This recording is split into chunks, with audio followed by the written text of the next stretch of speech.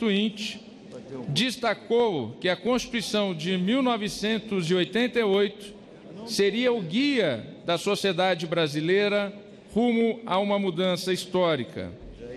De fato, a promulgação da Constituição de 1988 representou, mais do que um rompimento com a ordem anterior, um compromisso como a instauração de um novo país, mais democrático, livre, justo, solidário e igualitário. Os constituintes lograram aprovar uma carta extremamente plural, vocacionada a promover a convivência dos múltiplos anseios sociais da nação, contendo um amplo rol de direitos civis, políticos e sociais.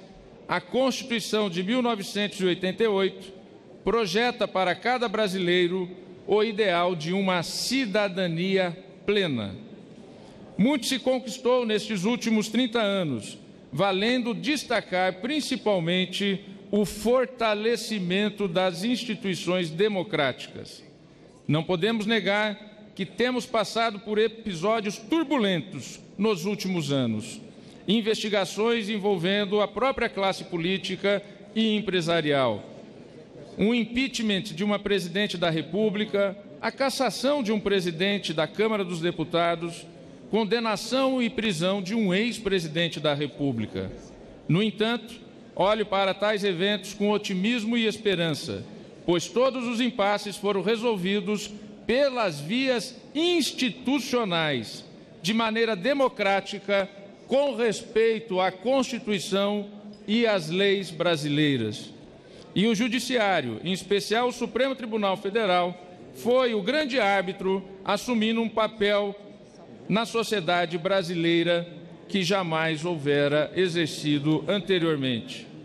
Senhoras e senhores parlamentares, senhoras e senhores presentes, não existe democracia sem um poder judiciário forte, independente e autônomo. E o judiciário brasileiro teve a sabedoria de, em todos estes conflitos, moderar todos eles, conflitos das mais variadas espécies, políticos, sociais, culturais e econômicos, e assim cumprindo o seu papel de pacificação social. Passadas as eleições, com a renovação democrática, a nação brasileira, a sociedade, suas instituições e os poderes da República deve voltar a se unir para pensar no desenvolvimento do país. Agora o Brasil precisa encontrar um ponto de união em meio às diferenças, como é próprio de um Estado democrático de direito. É o momento, senhor presidente Eunício de Oliveira, é o momento de a política voltar a liderar as grandes questões da nação. Para que possamos voltar à clássica divisão dos poderes, compete ao Legislativo cuidar do futuro, ao Executivo do presente e ao Judiciário pacificar os conflitos do passado e garantir segurança jurídica e previsibilidade de suas decisões para o futuro, porque isso é fundamental para o desenvolvimento e o progresso de uma nação e de um povo. Dou aqui o meu testemunho de que este Congresso Nacional, senhor presidente da Câmara, Rodrigo Maia, não tem se furtado às atualizações necessárias à Carta Constitucional. Tem realizado não só reformas constitucionais, como Vossa Excelência destacou em seu discurso, mas também aprovado projetos legislativos que aperfeiçoaram nossa legislação e o sistema de justiça em todas as suas áreas. A Lei 12.850 de 2013 é o exemplo maior disso. Ao definir organização criminosa e dispor sobre os meios de investigação e de produção de provas, com a possibilidade de realização da colaboração premiada, tem sido essencial nas investigações de combate à corrupção dos últimos anos. É necessário que se diga que nenhuma dessas investigações, senhor presidente eleito Jair Bolsonaro, seria possível se não fosse o Congresso Nacional ter aprovado esta legislação, entre outras que eu vou citar aqui. Emenda Constitucional número 35, aprovada em 2001. O Supremo Tribunal Federal passou a não mais precisar de autorização do Congresso Nacional para investigar e processar os parlamentares.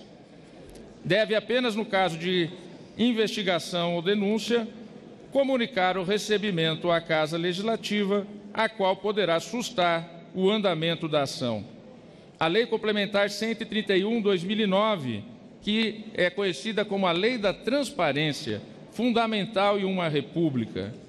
A Lei Complementar 135/2010, a Lei da Ficha Limpa. Lei 12.527/2011, a Lei de Acesso à Informação. A Lei 12.683 de 2012, que ampliou a abrangência do tipo penal de lavagem de dinheiro. A Emenda Constitucional 73 de 2013, que aboliu a votação secreta nos casos de perda de mandato de deputado e senador. A Lei 12.846 de 2013, a Lei Anticorrupção, entre tantas outras normas que foram aprovadas. Sem esse arcabouço jurídico, não seria possível a atuação que nós temos hoje na seara do judiciário e das funções essenciais à justiça. Senhoras e senhores, é momento de reafirmar o nosso comprometimento com a manutenção e a longevidade da Constituição de 1988, que hoje celebramos. Vivemos em um Brasil diferente, que demanda sempre a atualização constitucional e legislativa dentro dos marcos da própria Constituição. Como já venho defendendo desde o meu discurso de posse em setembro deste ano, é hora de celebrarmos, senhores presidentes da República, atual e futuro, senhor presidente do Congresso Nacional e do Senado, senhor presidente da Câmara dos Deputados, celebrarmos, poderes da República e sociedade civil, um grande pacto nacional para junto trilharmos um caminho na busca por reformas fundamentais que precisamos enfrentar. Destaco 3, que serão desafios imediatos para o futuro imediato. Reforma da Previdência, uma reforma tributária e fiscal e a promoção da segurança pública. Com o devido diálogo, devem ser construídos acordos e realizadas as reformas dentro de um quadro de segurança jurídica.